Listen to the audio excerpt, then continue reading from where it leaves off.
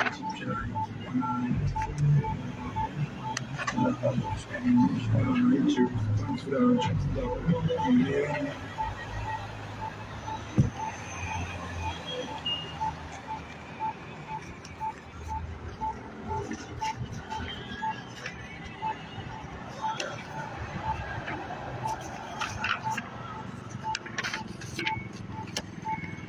mama.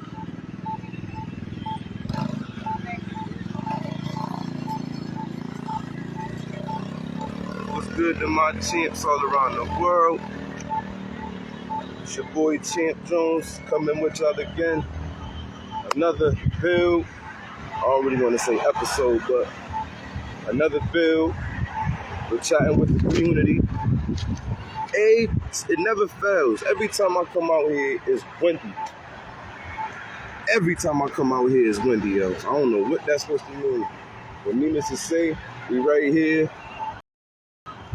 on the north end, on the corner of Sterling Street and Albany Avenue, right in the upper Albany community. And today's topic is going to be the vocabulary, the imagery that comes with our young boys, our young colored, you know what I'm saying, African American, Latino males, the narratives that surround them, and how and why that's detrimental to a community and to the individual that's actually subconsciously to them is internalizing these terms, vocabularies, and narratives, right? And it's funny because just off experience and hindsight and just knowing what I know now, being a man of color, yo, is one of the most challenging, obstacles that you probably could face. And I don't want to make it more so about skin color, but more so the badge of the skin color that comes with circumstances in our society, yo. Like, y'all gotta remember, man, like, people will warn you about, will remind you about all the power and all the beautifulness that come with our people, all the attributes we possess, all the history we done done. A lot of the stuff we're still doing now. However, in our communities, we've yet to embrace that and show it with each other. So there's something in that element that's not being driven home. You know what I mean? Because there's still pieces that play a part in how we interact with our youth. And I remember as a kid, man, like, especially like in public institutions like schools and all of that, the tolerance level was so low, yo. Like, they had no tolerance for us. Like, literally, unless you was like their ideal student or their ideal pupil, if you will, man, you was getting disciplined left and right, man. Detention here, time out here, no sitting in. You got to sit out recess for this. For stuff that's just social in nature. You know what I'm trying to say? And I feel like a lot of that stems from narratives, vocabulary, and phrases. Like, I had a conversation with some young men not too long ago, and I, in both so many ways, was trying to convey to them, like, yo, there's been narratives about our men for so long that y'all got to understand what y'all stepping into when y'all go into the world. Y'all get called and labeled terms delinquents, you know what I'm saying? Violent youth, savages. What's the other joint? All type of words and phrases that if somebody's there to explain it to you or give you the overstanding of what they're trying to say, that shit, that'll eat you alive. Because you don't have but so many positive outlets in the first place that speak to that confidence, that speak to that self-esteem. A lot of stuff around us that we normalize is not safe. And that's the same, how y'all doing? Yup. And that's the same stuff that we take pride in. Like, I love my father to death, man. My father know that. How you doing, sir? You want to take one of these? What's up, man? Something for you to keep for yourself. Huh? Something for you to keep. That's yours, yep. Hey, what's on it? Just read it. Hey, Oh man, it's a message. It was just saying that you need it. Yep, I'm sorry, brother. I'm sorry. Yep. All right, thank you. Appreciate you. I apologize. But yeah, man. Like, I feel like fathers like mine and others, they always want the best for their sons. You know what I'm saying? They want the best for their sons. They want their sons to be confident. They want their sons to be strong mentally, physically, spiritually. They want them to be the best version of themselves. However, when we grow up in atmospheres that don't speak to that positive outlet, the negative side gets the I don't want to say the attention, but the sowing. You know what I'm saying? We gardening inside the negative soil a lot because we're always on defense mode. We're always on defense mode. We're always in the scope. We're always fitting the description. We're always in the place of being on guard.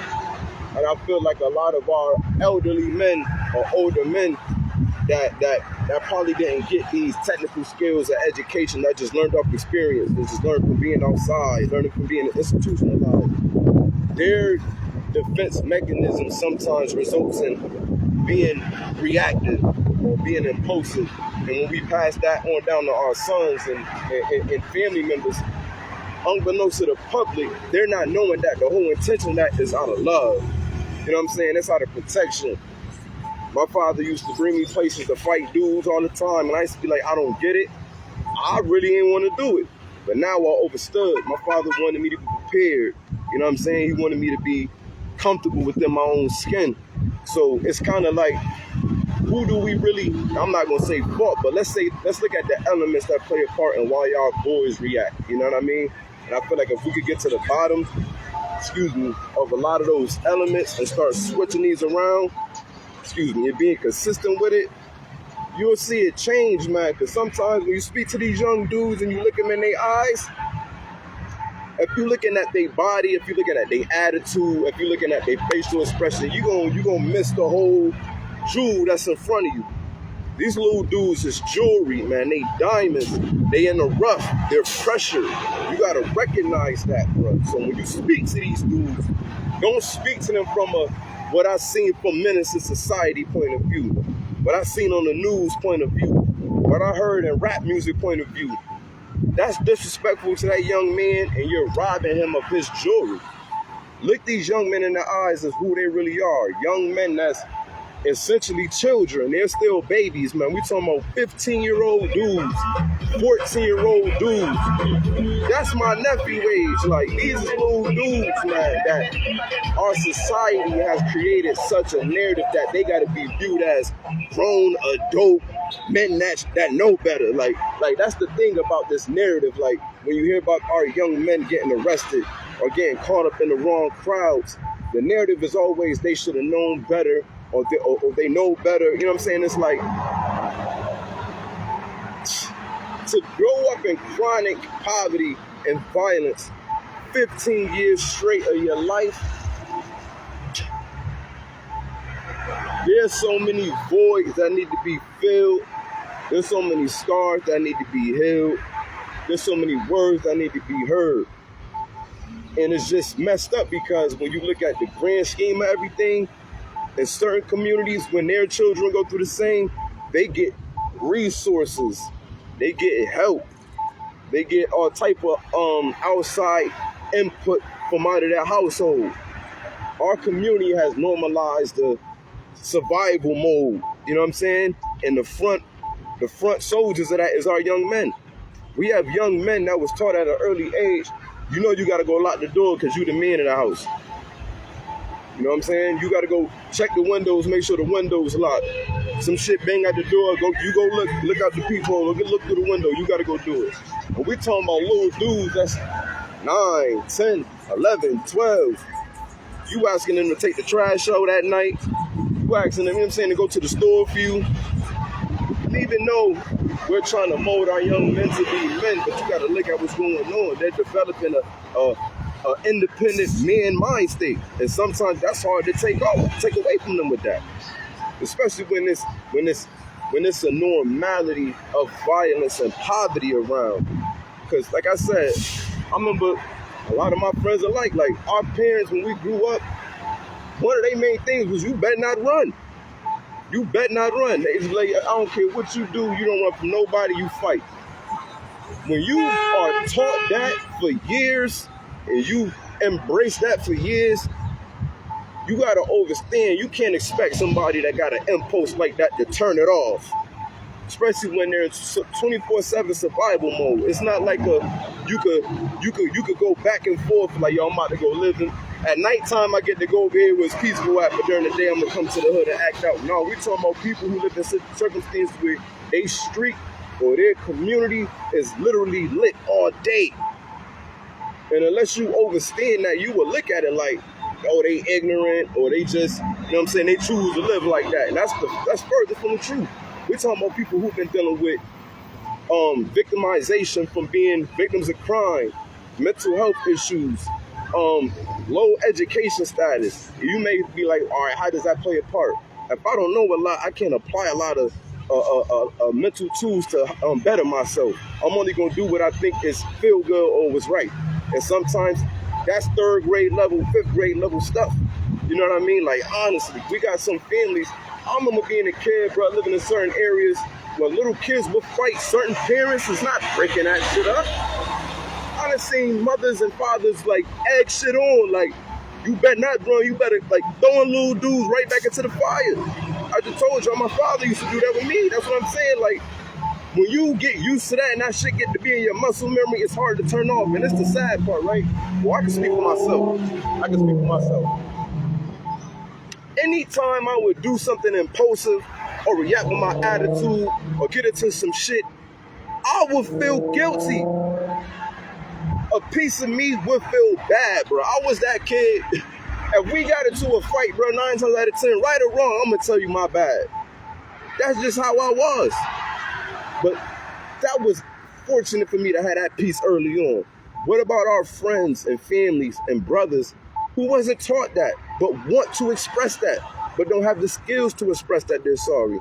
They don't have the skills to express their vulnerability. So it's a shell. So you asking little dudes that have been growing up in the worst blocks, the worst projects, the worst corners, you asking them to go inside of an institution for, 5 hours and perform the greatest they can be? That's asking a lot, man. That's asking a lot. And then we all know a lot of the times our young men learn from people that look like them. So if there's a science of us learning from people who look like us, what if the people that look like us, only thing they can teach me is how to survive jail? What if only thing they can teach me is how to survive these streets? In a wicked way, they're not wrong. So you gotta look at the narrative. Our black men are not, or our black and Latino men are not delinquents. They're not thugs. These niggas is survivor specialists. I know dudes who, man, listen, man, just persistent, consistent in finding ways to make sure that for the most part, they family can eat something daily. And if you understand how things go out here, bro, sometimes that's the most you can ask for. That's the most you can ask for. That's why I don't like these videos and movies that reach out to our boys in an egotistical way. Don't cater to egos and the appetites that you know that these dudes can't feed themselves with. You got little dudes out here risking it all for some designer. Risking their freedom, risking their life, risking their health, just to be like, yo, my shit official.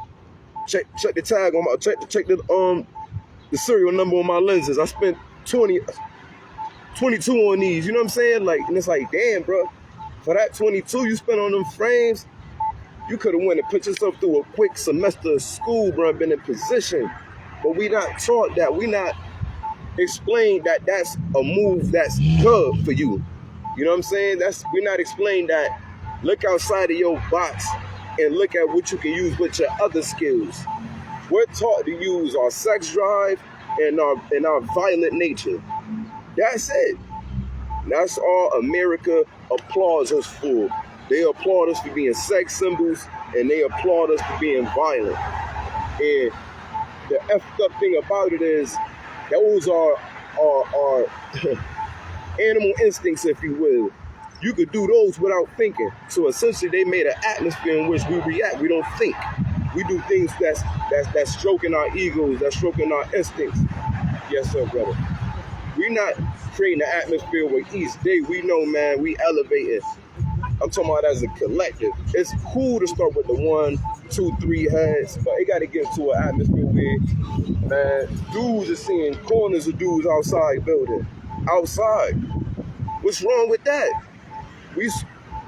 A lot of us are so worried about an image, man, that's gonna forever hold us back too.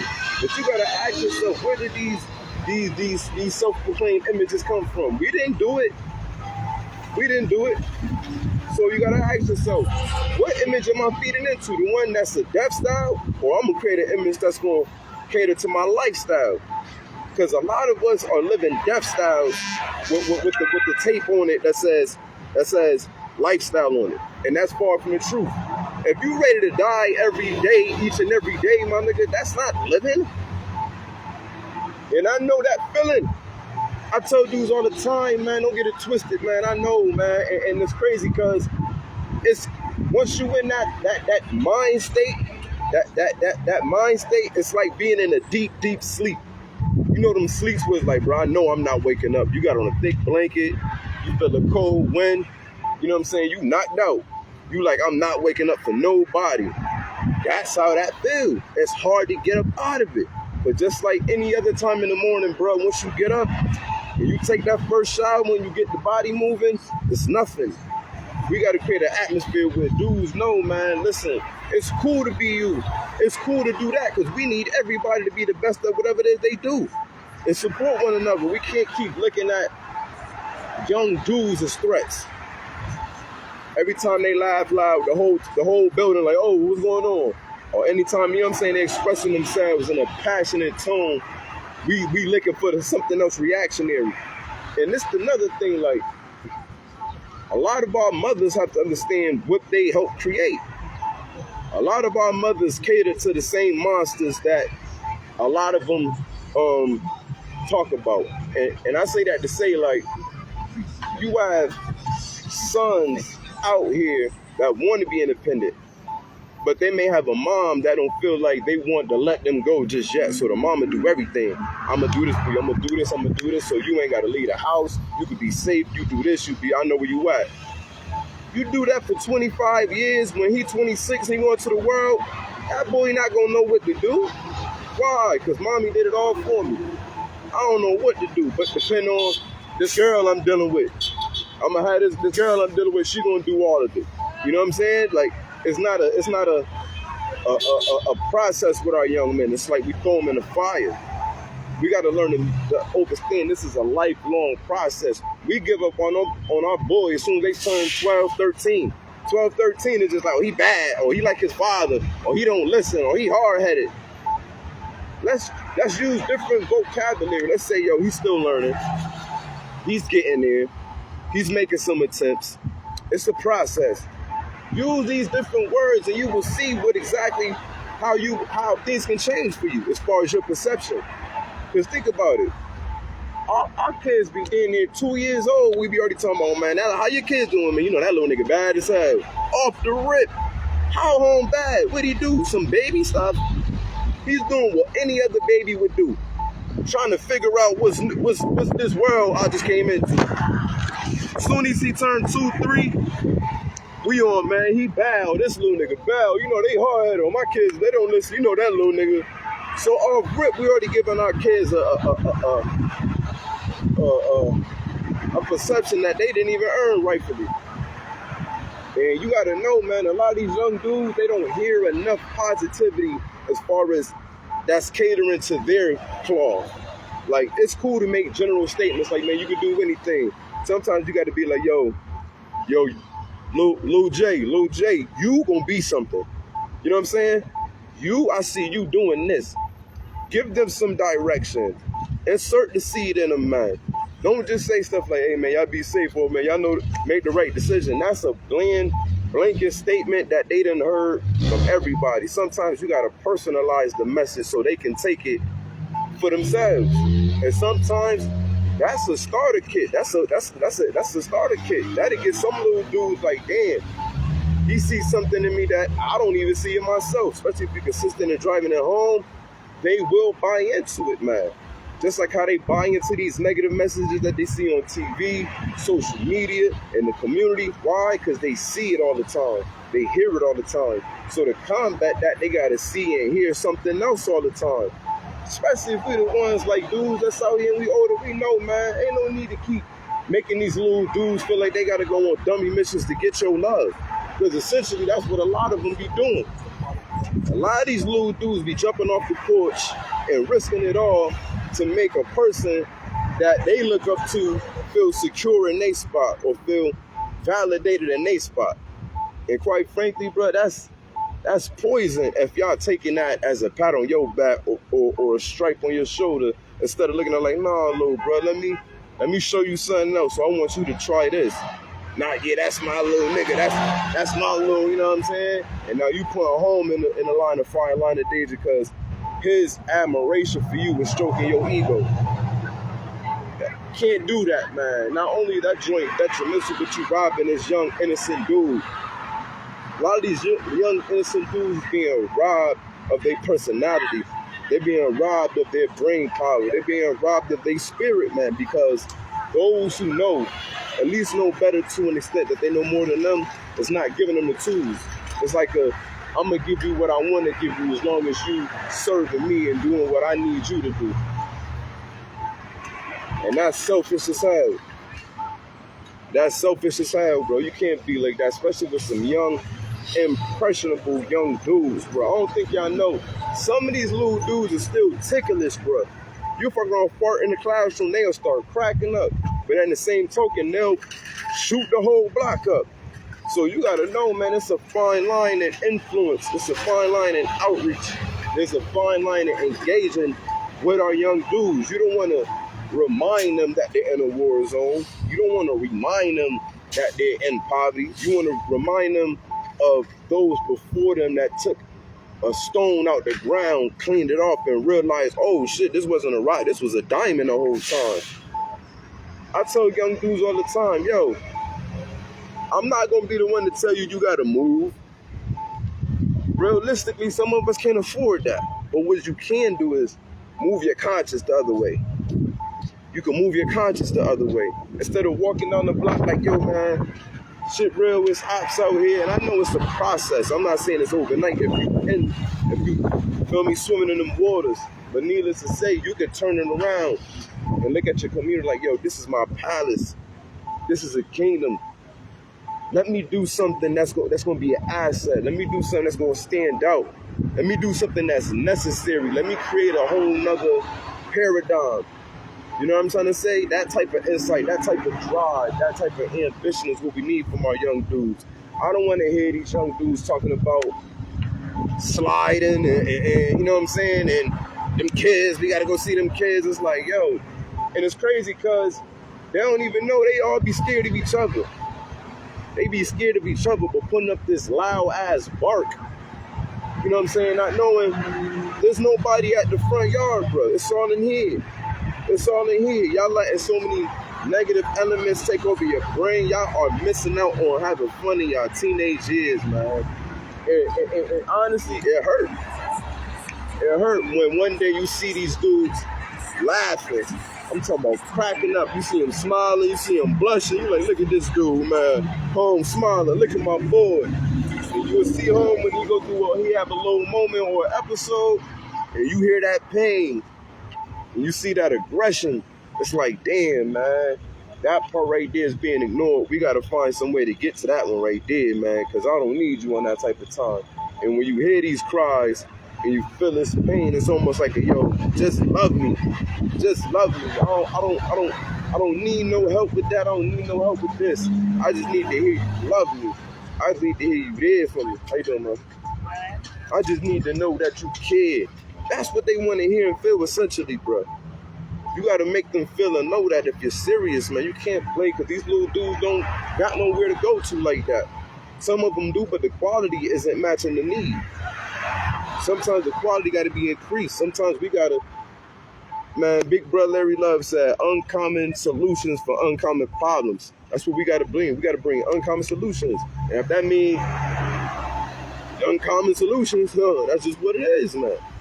But needless to say, I feel like every male over, let's say 30, over 30, should have at least 5 young dudes, if not from their neighborhood, from their city, from their community, that they have some type of linkage with, some type of bond with, some type of, camaraderie with. And just show these little dudes, man. Take them to a basketball game, a UConn game. Make them feel important. Sometimes you gotta probably front and be like, yo, I ain't even gonna hold you, bro. The other day I was thinking about da-da-da, and I thought about what you said. I ain't never think about it. I got a whole nother perspective of life. You gotta make them feel valued, bro. And now that they feel valued, they gonna want to have that same, what you call dopamine reaction again. Damn, he said I made him feel good. Well, I'm about to sound extra smart tomorrow in class. It's the same science as, oh, man, home just bringing up his sock. Oh, I want to see home do it to home and do it. Like, it's the same science, bro. They gonna do the most in which they get most validated for. So the more that they get validated for violence, for crime, and all these other detrimental acts and behaviors, they're going to engage in it, not because they want to, because it's filling a void, bro. It's filling a void. Excuse me. And I won't make it an absolute for all. But needless to say, those who know from experience and just understanding how things can go in inner cities, the number outnumbers the majority. I'm saying, outweighs the minority. I apologize. But, yeah, man, it's sad because a lot of these young boys, like I said, man, they're yearning for somebody to just tell them they love them, take them if they win. And when you leaving these young dudes to raise themselves, you leaving pain to help pain, to help pain, to help pain, to help pain, to help some confusion, to help some, you know what I'm saying, all of this, and they all together, watching videos and smoking and shit like that. Like, they need to have someone in the flesh there, grabbing them by the hand, grabbing them by the shoulder, speaking to them, dropping little knowledge off. And it may sound utopian in nature, but I feel like, shit, what other ways did it do it?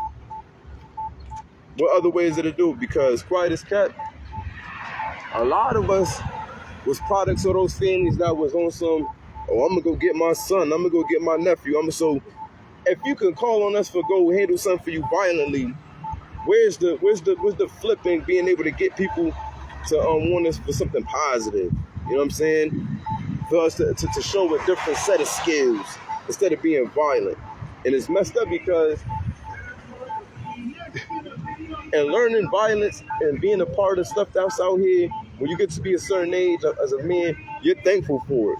You're thankful. You'll be, man, I'm happy as hell I ain't like this, so I'm happy as hell I went through while I learned that. And as sick as it sounds, it do feel good to know you experience certain things, because now you feel prepared. You feel, you know what I'm saying, on point. You don't feel vulnerable with certain things. But needless to say, it's a perpetuation if you don't got the tools to separate life from circumstances. Your life doesn't have to be violent. It may be circumstances in which you may have to defend yourself. We understand that. But just to be violent, nah. Violent is because we haven't learned verbal communication skills that can, you know what I'm saying, help us. We just know violence. Here, little bro. Yeah. Yep. That's for you to keep. So yeah, man, we gotta start appreciating our young dudes, man. Start showing these little dudes some real love, man. You and your boys, each one of y'all, get a couple of little dudes out here. Y'all meet up on the weekends, yo. Me and my little dudes versus you and your little dudes in ball. Loser gotta pay for the pizza. Like, you know what I'm saying? Give these little dudes something to look forward to. Give them something to go to sleep. Like, yo, I can't wait for that, man. I'm excited. Instead of just leaving them in the atmosphere, the only thing they're doing is taking turns scaring the shit out of each other. Because essentially, that's all they're doing. They living day to day scaring the shit out of each other and scaring the rest of the whole communities. Because a few dudes don't want to step in and be like, yo, y'all chill out, man. You know what I'm saying? They don't even got to be on no aggression. You just got to know and have a way where you can gain their respect. And to gain their respect, you got to show them that you genuinely care, bro. It's not just some, I'm going through it because I just want to show my face to these little dudes. No, it's bigger than that, man. It's you got to peek into their hearts and be able to look at certain ones and put them to the side like, the little bro, come in. This ain't you. He may give you what you mean, man. You get mad, nigga, this ain't you, bro. Chill. I get it. I see you with your boys. I see you trying to do what you do and all that, and I ain't mad, but this ain't you, bro. He will take that. Trust me. In a one-on-one setting. Don't do it in front of the crowd. Don't embarrass him. Homer resent you for that. You bring him in the cut, one-on-one, face-to-face, man-to-man, and you explain to him like, yo, and don't forget to throw in I love you. Don't just rain on him. If you do rain on him, dry it up before you leave. Yo, man, I'm telling you all that because you know I love you, yo. You know I'm coming at you like that because I love you, yo. Yo, I'm only talking like that to you because I love you. Don't just leave it open for interpretation because they don't have certain skills of interpretation and comprehension. Like, oh, he trying to help me. Some of our young men are in survival mode so much they will take that shit as offense, or you coming at them, or you challenging them, or you trying them, and they will react in a violent way. So you gotta have your toolbox set and come at them in a way where they gonna feel your intention regardless of the words you use. See what I'm saying? Alright. Well, I can't even see how long we've been riding. Probably give it like 10 more minutes because I ain't gonna hold you. It's warm out here. I still want to enjoy some of this day. See what the rest of the life bringing like. But you know, we do this every Thursday or every other Thursday, chatting with the community. So hold up there. Shit, while we here, let me brush off some black facts. You know, niggas be having racks. Let me brush off my facts. We're gonna make it rain out here with these. Alright. Woo! This looks like a good one. This one say, see, I knew that was gonna happen. Everything start blowing off, bro. This is from Community Violence and Youth. Affect Behavior, Substance Use, and Academics. And it says, youth growing up in urban environments with high levels of poverty, overcrowding, and violence show a wide range of maladaptive outcomes, including internalizing symptoms such as anxiety, PTSD symptoms, depression, academic failure, and school disengagement. I believe that. Because that's what we've been talking about this whole time. All of that. I believe all of that, man, because what's being left out and with those elements too is one-on-one development, personal development. You heard overcrowding. You heard internalizing symptoms of depression, anxiety, academic failure. Those type of issues with a young man you need to do, of course, with group settings, but sometimes that deserves one-on-one attention. And if they're not getting it at home, where else you think they're going to get it at? And which way?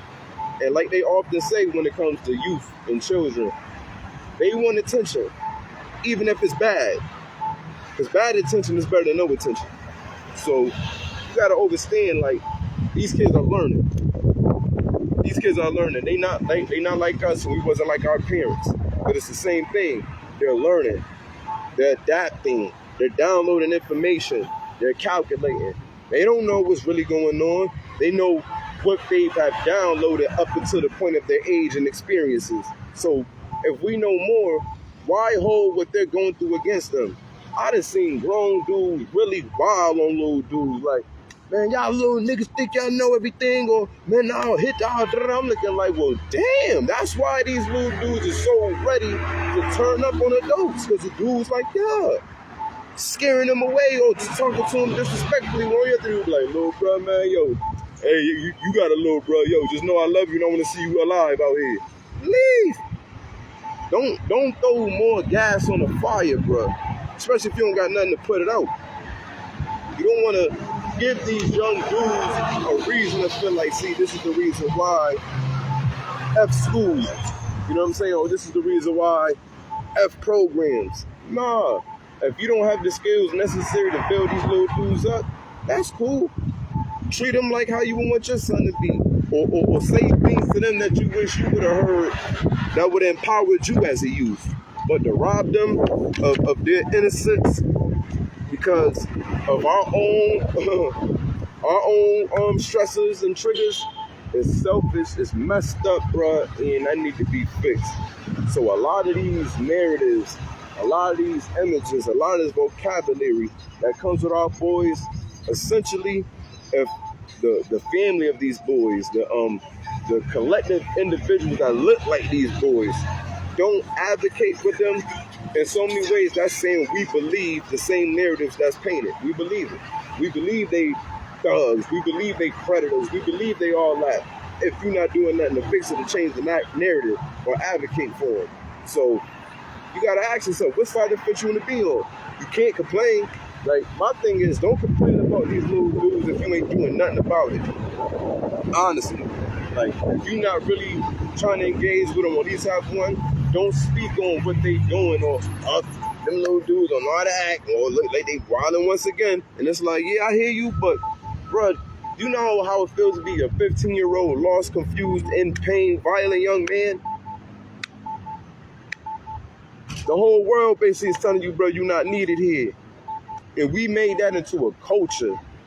We made that into a culture. We took death styles and made them into cultures. We made it cool for dudes to be fighting, trying to hurt the shit out of each other. We made it cool to be violent, to be disrespectful. We made it cool for not to be humane. And a lot of that was taught, or a lot of that stems from the lack of. And I felt like, or feel like when we get to a certain age, a lot of that needs to be redeemed. If not within self, go help one of these little dudes. And I don't want the world to feel like I'm ignoring the need and the love for our young sisters. That's going to be another bill. But needless to say, let's change the image and our narrative about our young men. They don't deserve to be robbed of their innocence and their jewelry due to some misperceptions because we like to be entertained. The entertainment that we like is literally killing our children. Oh no, don't do that, big bro, man. It's funny, bro. I just told them, big bro Larry, I just told them, I said, yo, my big brother said, yo, listen, uncommon solutions for uncommon problems, bro. Like, I believe that 100%. I believe that 100%. And we have generations of men out here that know so many different ways of engagement, so many different alleys of what's the word? I don't really want to say promoting, but reminding each other of brotherhood. I feel like we all need to come together at least every Sunday, yo. Each block in Hartford every Sunday should have their little dudes together and building, if you care. You know what I'm saying? There's too many grown men out here for us to have little dudes hungry, little dudes scared, little dudes not confident, little dudes, you know what I'm saying? There's too many of us. There's too many of us. And quite frankly, it comes to a point where if we don't save them, if we don't save them now, they may be the reason why we not here. Especially if you like the one, you got family, you got nephews, you got nieces, you got sons. We have to reach these ones because at some point they may cross paths with our seeds. You know what I mean? And if you ain't tried to reach one before, or hope that somebody tried to reach one, what you think gonna happen, man? And I would hate to say that sometimes we wait for it to hit home for it to make sense. Or as soon as it hit home, now we want to care. I understand that. I get it. But that's something that's not who we are. We've never been like that. We've always been a collective people. We've always been a people that cares about the greater good of everyone. How and why we strove away from that is a different chatting with the community. But in this right here, I will say a lot of it can be repaired if we care, man. If we care, we can help these young dudes. But there's nothing more beautiful, bro, than you seeing a group of young inner city dudes who got grown men problems come together and laugh. And they having a good time. Eyes bright, sparkle still sparkling, like just innocent little, you know what I'm saying, laughter, bro. They cracking up, having a good time. It's like, damn, yo, how can the world hate y'all? How can this world despise y'all? How can this world want to harm y'all? Y'all misunderstood, bro. Y'all ever seen like little cats with like back in the day, like stray cats and shit? When they used to be underneath the porch or underneath the building, And you'll see the little kittens, like you just see their eyes and they just hiding. They not moving, they just staring, just hiding. That's our little dudes, man. And the inside, they like this, man. They scared. They hiding. They hiding behind the shites, the poo shites mask. They hiding behind the hoodies. They hiding behind the, you know what I'm saying? They hiding behind that, man. Some of these little dudes is petrified, but they got to put in such a front to be able to walk these streets. They walk in time bombs. And then you got them smoking. What's going on, bro? Drinking. That's taking you out of your natural element. And now you just impulsive and reactionary. Imagine 40 little dudes like that. With nobody to come in at least check on them. Nobody needs to come and be like, whoa, bro, what's going on? No, man, I need to be, I'm not saying you got to be Martin Luther King and Malcolm X. Definitely don't got to do that, but you got to at least put in some type of consistent effort to where they going to be thinking, let me be careful, yo, because at any given moment, this dude can spin around the corner. And anytime he come around the corner, he's preaching. We don't want to hear him preach, so whatever we doing, let's at least go in the crib. Or unless that's going to cut somewhere. You see what I'm saying? There should be no way I'm driving down any street in Hartford and there's 15 little dudes outside, pants sagging, rolling weed up, bottles out loud. There's grown men on them streets, bruh. And I don't want to hear it because honestly, I overstand it. I grew up in an environment like that, so I know the whole normalizing of it. This is what it is, and I get all of that shit. I get it. That's what I'm saying. As a man now, with what I know them dudes, them grown men that was watching us, they had a choice. They had a choice. Some of them said something, some of them didn't. The ones that didn't outweigh the ones that did, needless to say. But if you know better, man, show better. Don't just be like, man, that ain't my problem, man. Them little niggas ain't gonna listen anyway. Bruh, that's another man speaking on your son. I would be heartbroken if a nigga was out here, if God forbid I wasn't around for my sons, and they involved in my son life, and they're like, man, ain't no saving home. Man, ain't no helping home. Man, shit, that's their problem. Man, we did all we can do. Listen how that sound. What? Come on, man. That shit hurt these little dudes. If you overstand body language, you just overstand just our little dudes, man. Some of these little dudes really don't want to be a part of this. But what are they supposed to do? And this is where I live at morning, noon, and night. Monday through Monday. You see what I'm saying? Like, then you got dudes, that's my father age, or my father, that's catering to the stuff that I'm not understanding, but that's hurting me. I know some niggas whose fathers used to sell weed to them, all type of wild shit, bro. And in a sick way, it's not wrong. It's wrong, but that's what I'm saying. There's so many elements in this joint, bro. It's bugged out, yo. It's bugged out. And it wasn't until a certain point in my life when that veil dropped that I'm like, oh my God, this shit is dead serious. Before the veil dropped, I was, man, this is normal. This is normal, bro. This is what it is. Whatever. Once that veil dropped, I said, oh my Lord, are you kidding me? This is what we living in and this is what we normalize? I can't even go back to that way of thinking of living no more. Like, I will fuck around and have to die like this, bro, because I don't know no other way no more, especially now that I've seen it. And so I forgot which pill Home took in the Matrix, red or the blue or the yellow, whichever one he took, that showed everything, that's the one. I took 3 of them shits. 3 of them with a Gatorade. Boom. So it's different, man. It's literally a duty now. And I feel like we have to create a new atmosphere, a new reality. These little dudes, they're seeing hustlers outside their whole lives. Let them see some engagement people. Let them see some community activists, some advocates, some fathers, some mothers, some leaders. Let them start seeing that. A lot of us are robbing these young dudes just by not even acknowledging them. It's nothing this, if you see a group of young dudes, like, yo, how y'all little dudes doing? What up, fellas? How y'all doing? What up, champs? Y'all straight? What up, champs? What up? What up, kings? Y'all good? All right, be safe, little bruh. All right? All right, yo. Y'all dudes be safe, man. I love y'all, yo. You heard? I remember when I was a little dude, when I would hear that, it would feel good. It would feel good, bro. Just like it would feel good to hear, oh, them my little niggas. Yeah. Just like it would feel good to say, oh, man, them my little niggas, man, they get it popping. Them my little niggas. Yeah, that felt good hearing it too. But it felt different hearing somebody say, yo, I'm proud of you. You gonna be something, yo. There's something about you that just stick out. You gonna be something. That hit, it felt better than that's my little nigga. Yo, has be doing damn near 200 miles down the avenue, bro.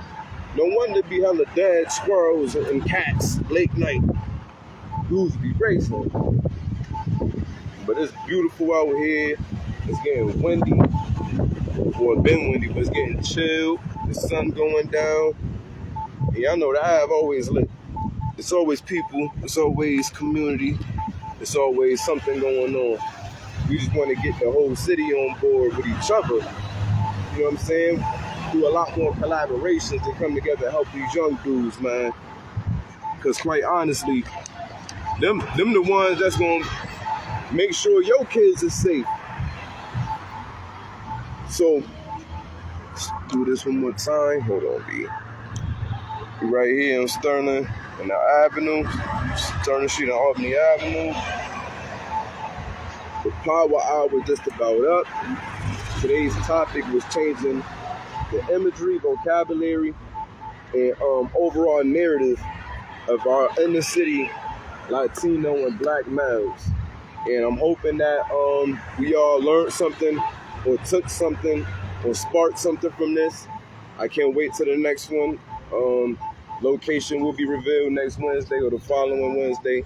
And we're going to keep doing this, man. Like I told y'all, man, I love it. I love coming to our communities. I love coming outside. I love building. I love air. I love love. And I feel like the more we can cultivate a normality with people doing different things of engagement and it being embraced by the people, we can lay a foundation for other cities. We can show other cities how to bring crime rate down without calling police. I'm one of the ones, I'm like, bro, I love my people. I know my people. We could bring this joint down without law enforcement.